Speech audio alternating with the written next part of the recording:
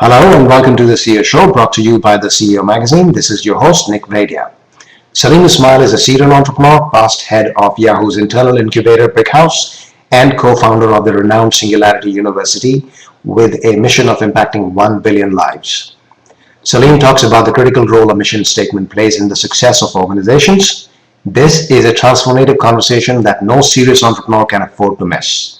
Times are changing too fast and the old thinking will not get you into the competition. So without wasting your time, let us hear what he has to say. Here is Salim Ismail. Welcome to the CEO Magazine's CEO shows. I really appreciate your time. Thank you for having me. I've been really looking forward to talking with you because you've got a mission that's extremely enticing, impacting 1 billion lives. So what I wanted to understand for our audience, the entrepreneurs and the executives, how important a mission statement is. And your background is exciting. You were the head of the Yahoo incubator, internal incubator, the Brickhouse. You've been an entrepreneur multiple times, and now you're the co-founder of Singularity University, which is a unique and a very special concept. So can you help us first begin with understanding what really Singularity University is, and we'll then get into the mission side of it. Sure. So our mission at Singularity is encouraging people and creating a class of leaders that can impact 1 billion people positively by leveraging accelerating technologies. What I mean by that is what we've seen in Moore's Law, the doubling of computation of the last 50, 60 years, doubling every 18 months. We're now seeing that doubling pattern operate across a whole host of technologies like biotech, neuroscience, robotics, artificial intelligence. And that basket of technologies is maybe the most powerful lever that we've ever had in the world, ever. Collectively put, the intersections are all multipliers as well.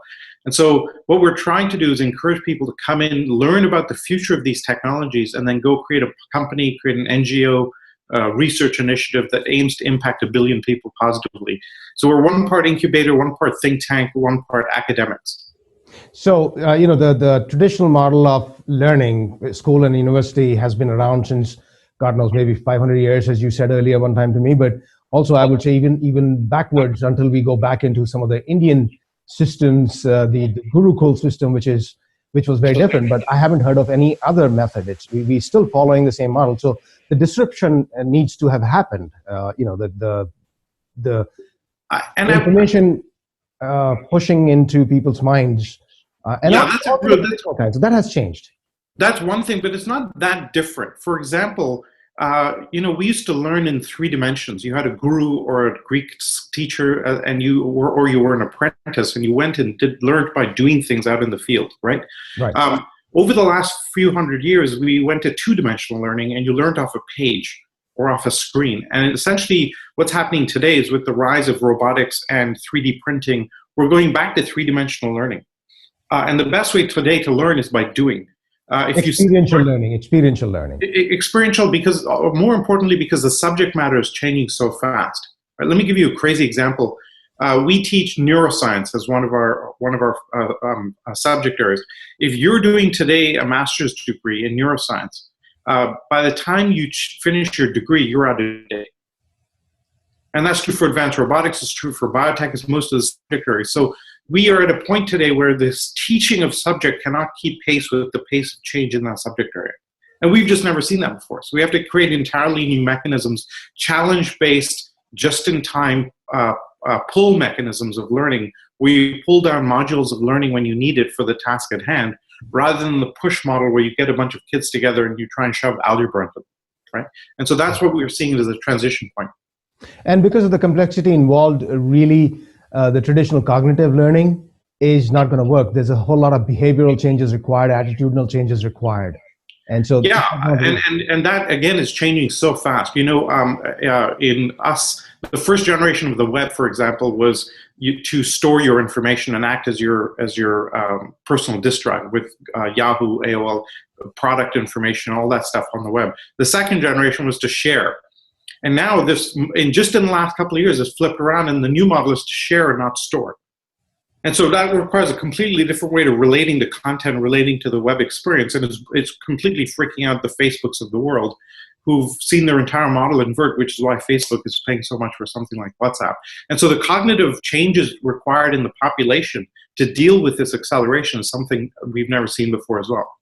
Yeah, I mean, we have a mindset based on our past experiences, and this is just too dramatically different what we're experiencing. And the kids in this age tend to be more aware of it, and for them it's easier, but for the grown-ups, and you know, it has changed so fast that it's difficult unless you actually think about it. So my question to you was the mission statement that you have, impacting 1 billion people. Yeah. How important is a mission statement for Singularity, and also how important is it in general for entrepreneurs? So for us, it's absolutely critical, and let me answer that in a couple of ways. This kind of new model of a mission statement, in the book, I call it a massive transformative purpose, right? We are at a point today uniquely where an individual armed with some of these technologies can make a massive impact in a way that you could never do before. Google was created by two guys with laptops, right? Same with Facebook. Same with some of the extraordinary new ideas coming out, like Jack Andreka with the pancreatic cancer research and so on. So we're seeing individuals adding to this, leveraging these accelerating technologies to make a huge impact in a way that only a government or a corporate lab could have done even 5 or 10 years ago. And so we're in that kind of a new era. If you're in that type of a world, you might as well go big. Because, and for example, we ask our students to aim for the stars. If they fail miserably and end up at the moon, that's okay, right? But at least they're breaking their old mold. So something that we achieve by asking them to think about impacting 1 billion people is it breaks all the old models in their minds about how to go about a particular task and forces them to create a new model. And so that's the mission statement, essentially, not just in the case of Singularity, but the way things are. The statement actually helps you be more innovative in what you're doing because it opens up the doors. Yes, exactly. It forces you to think outside your own constraints and to achieve something new, right? If Mark Zuckerberg started out saying, hey, I'm going to go impact 1 million people, he probably would not have created what he did, right? Or I'll give you another crazy example in TED, right? Normally you would create like a 5-year plan for a business or a venture. The TEDx events that they created, if Chris Anderson had stood up at the beginning of the TEDx initiative and said, hey, we're going to have 10,000 events in 5 years, he would have lost the whole team. They would have completely walked out because they would have said, that's absolutely insane. You can't possibly do it, right? What he did was he just said, look, let's go transform the world using our community and let them use this leverage model, set up some rules by which they could pull down, and again, I use that word again, pull down the TED module as needed, and then off they went. And now they're actually on track, and they'll do 10,000 events within 5 years. An aggressive 5-year plan would have them do like 10 in Q1 and 15 in Q2 and 20 in Q3 because you do linear extrapolation in our old models. And so to achieve success in this new world, you have to aim big. If you're not aiming big, all your competitors are. That is true. And also, actually, it opens up doors to imagination, really. Because like you said, breaking up the mold, it's hard. We are hardwired in a certain way. We have learned things in a certain way. And unless and until we make a proactive choice to say, wait a sec, what exactly is my vision? What is it that's going to be created? Until then, you're going to be restrained to some extent. And it's hard to understand unless you've experienced it with people, in dealing with them, when you see people have smaller goals because they've never imagined anything else. Whereas when you do this, all of a sudden you say, wait a sec, I can involve other people, for example. I can involve other technologies. And not just that, but when you set a really big statement, it attracts all of the high talented people around you. And more importantly than anything, today we're in a talent race, right? And so if you have a really big, lofty goal, it attracts those people that want to achieve those same things, and it's much easier to actually do. Then it becomes a self-fulfilling prophecy. And now, I like Howard Stern, how he used to call himself king of all media before he was anybody. And I think it's a bold statement. Another thing you do is attitudinally, when you make such a statement, you empower yourself. Exactly. And all of a sudden you look at yourself very differently, as opposed to, okay, I'm going to start a mom and pop shop, which is pretty much, 80% of all entrepreneurship is like that, but it doesn't have to be because you constrain yourself by not using the mission statement. Exactly. Now, one other question. Some people say it's classic 101. It is not necessary for companies to succeed. They don't need mission statements. Right. What is your thinking on that? No, I completely disagree. And I completely disagree, especially in this particular world that we're in. So I've just finished writing this book, Exponential Organizations. And we've identified this new breed of organization structure that's scaling at a minimum 10x faster pace than its competitors in the same space, right? And the one common characteristic they all have is they all have this massive transformative purpose. They all have this lofty social, world-changing perspective. Today, if you don't have that, you can't succeed to that level. If you have a mission statement that says, we're going to enable our customers, partners, and vendors and allow them to create value by leveraging ecosystem, by delivering great products and services, you will fail. Just because you could apply that to 40 companies and you simply wouldn't know which one it is. Go ahead. So we're seeing more and more. For example, Coca-Cola has just taken on one of these. Coca-Cola's new mantra is open happiness, right? Not sell sugar water to vast numbers of people, etc. Right. It's open happiness, and that lines them up with a big social purpose, with a delivery purpose, with a very lofty goal. And they have a distribution mechanism that could really work off that thing. And now they've got some interesting momentum in all sorts of interesting areas as a result. You know, there's a book called Zero Marginal Cost Society. Yeah. Yes. And you know, it talks about how it is transforming democracy. Democracy is almost an archaic model in the future, because a single individual has now the capacity to produce at a massive scale, which is one of the things that you talked about. Yeah. And it is truly transformative to see one single guy in a remote corner can collaborate with the rest of the world, can recreate something at literally marginal cost. And right. when that is possible, obviously then moon can be your goal. Yes, exactly. Or in Elon Musk's case, Mars, right? I mean, this is the world we live in. And if Elon Musk had stood up 20 years ago and said, I'm going to do this, people have said you're insane and probably wrapped him up in a white coat, right? He's doing that with 3 companies today. And the fact that one succeeds against all the odds, whether it's Tesla or whatever, now people have to force and listen. And then it changes the collective mindset. Then people say, maybe it is possible, and you go through that 4-minute mile kind of limitation that collectively we've had. Because I think one of the issues is that we have a collective perception of what's possible that limits ourselves more than our individual. Right, that's what he talks about, how the collective is going to be the next model beyond democracy, which is, you know, social ecosystems with people. They can.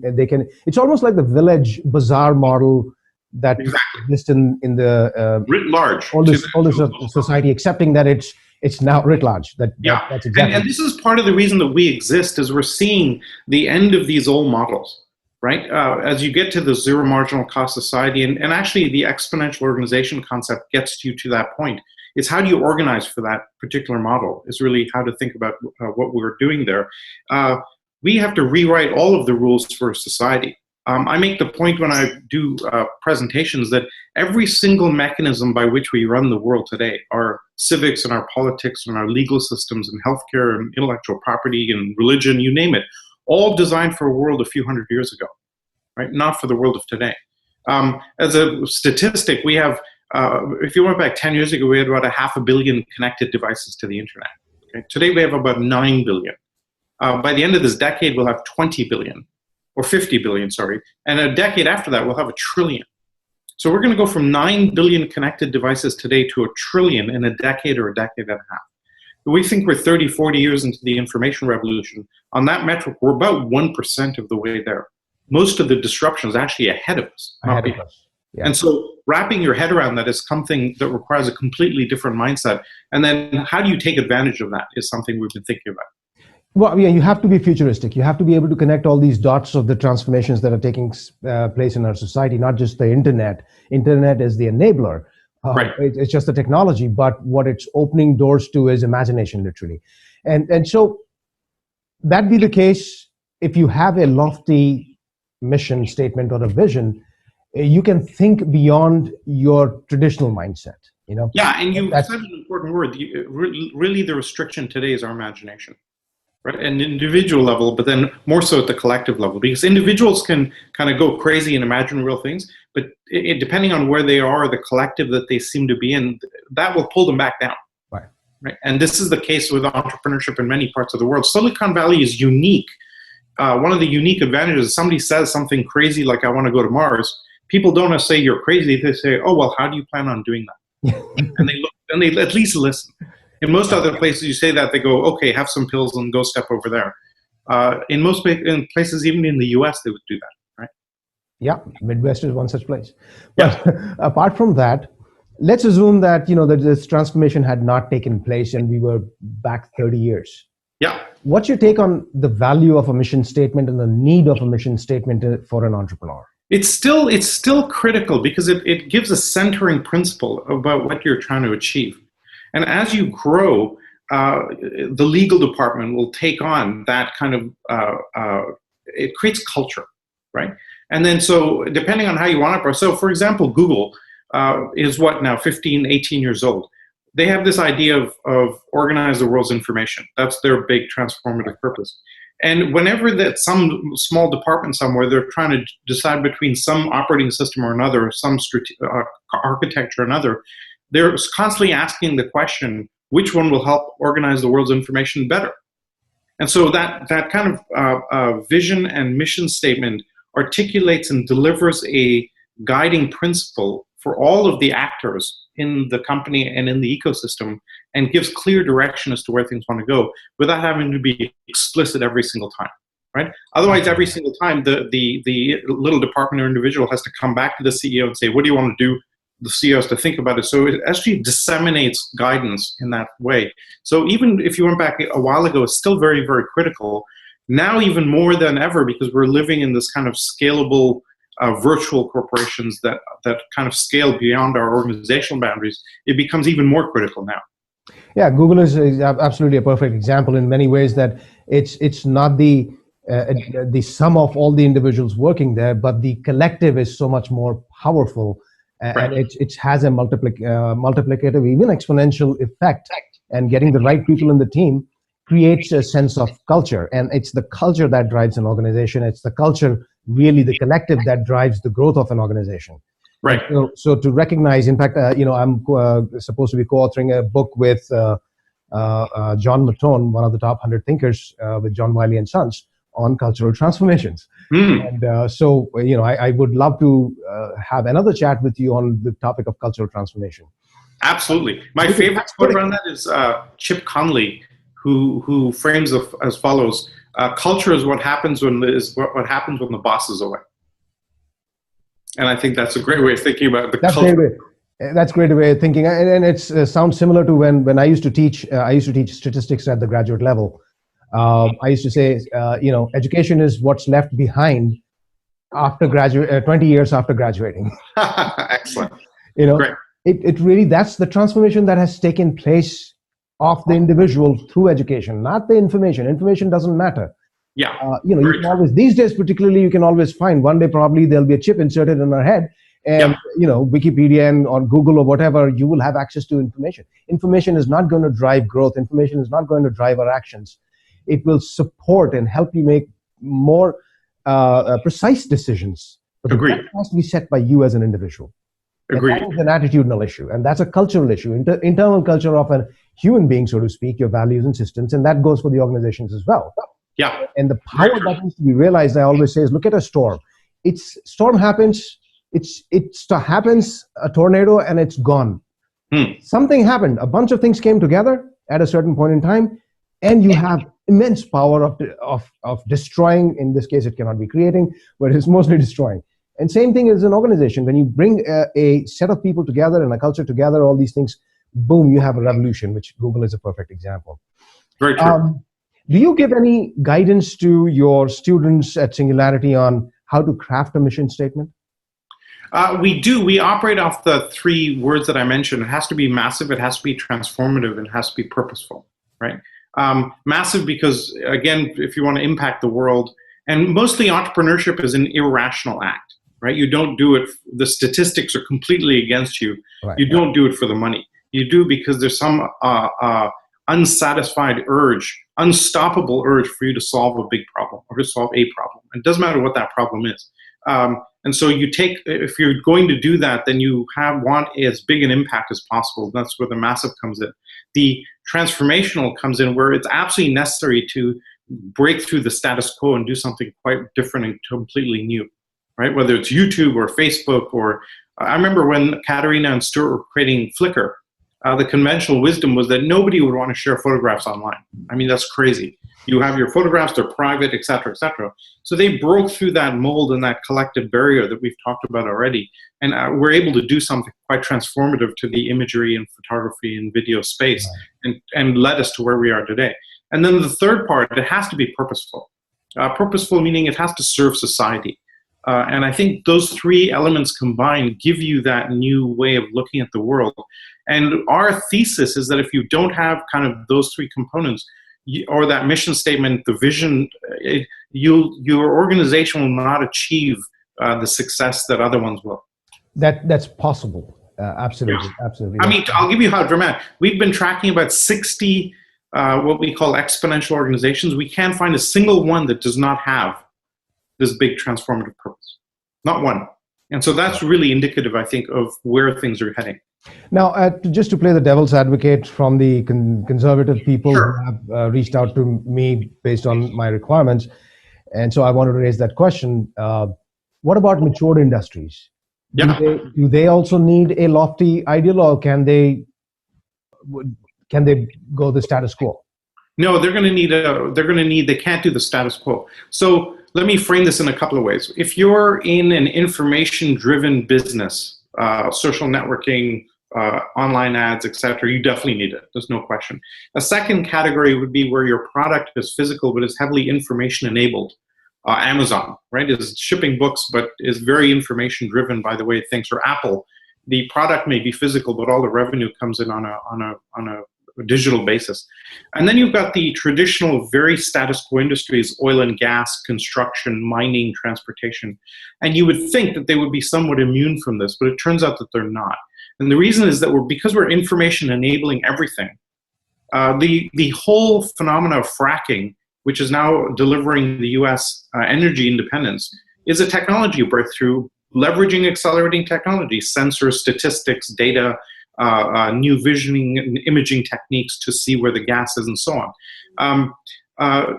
We've seen repeatedly throughout history that technology takes something that's scarce and makes it abundant, right? And now we have so many technologies moving this fast, we need a completely different way of harvesting those outputs. And so even in traditional industries, so I'll give you a statistic from construction. One of our alumni is an executive in the construction business and knows that industry inside out. And he's noted that they expect to lose 25% of the workforce in construction over the next decade. Again, because of 3D printing, robotics, et cetera, et cetera. In every single industry you can imagine, you have this very radical disruptive force taking place. In energy, it's solar. The price performance of solar cells is today doubling every 22 months, between 22 and 30 months. Okay? And has been for a couple of decades. At that pace, we will hit 100% of world energy supply deliverable by solar in 25 years. Now that's going to have kind of a disruptive impact on various. In fact, Germany apparently has already reached a 25% solar, I believe. There's in 2 years, solar will be the grid parity in the US. Right. In Australia, we've gotten to that point. And now in Australia, there's negative income at certain points of the day. There's so much solar power delivered off individual units that, you may have seen some statistics. So we're getting to that point. Now that's an old industry, right? It's very, very status quo. We cannot find a single industry that you would call the status quo that is not under radical threat today. And one of the other examples I find is it's certainly technology is enabling all these, but also imagination, because now the disruption that has happened, suddenly people are willing to imagine. I have talked to people in places like Rajkot in India, where I don't even know if the trains go there or not, certainly not planes. And the people connected with the rest of the world, people who were in state organizations, state cities, who could never imagine anything else other than perhaps the traditional workforce. And, there's this kid, 23-year-old kid that I was talking with, and he says, I charge $80 an hour from Rajkot. And I was amazed. He says, look, I'm very good at this particular technology. I work only for a few hours a month. Yeah. I have enough money. You want it? It's $80 an hour, or else you can go and find someone else. And I was like, wow, it's empowerment. Yes, absolutely. And think of the trickle-down effects with that, right? Yeah. We use the term we use a term, going back to your original comment about democracy, we use a term that we call technological socialism, right? That we'll actually have a society that is going to this sharing model that Jeremy Rifkin references to some extent. But essentially, the trickle-down effects of this are dramatic. As you can deliver technology to the edges, people will figure out what to do with it. Yeah, they will figure it out. And another example to answer the question that I posed, because I was going to write to him anyways, is look at Cirque du Soleil. Not a technology. It is sort of technology and enabled by a little bit by technology, but mostly by imagination. Right. Nobody in their right mind would go and start a circus company in these times. Yeah. But they flipped it. They pivoted completely and created something so incredibly powerful. And that is perhaps, in my mind, dependent upon a mission statement that you're able to see things different. And more importantly, you talk about entrepreneurship. The individual is able to take on much bigger risks than a big company, right? Or an individual in a small team has much less to lose. And so therefore, when you take that individual with breakthrough thinking and add to that some of the technologies available today, the end result is unimaginable. It's infinite potential, essentially. This is wonderful, Salim. I really, really enjoyed talking with you, and I'd love to get another opportunity to dig deep into the cultural transformation issues, because I think they are just as powerful and required right now. So I hope that we can connect again. And thank you again. Thanks for having me.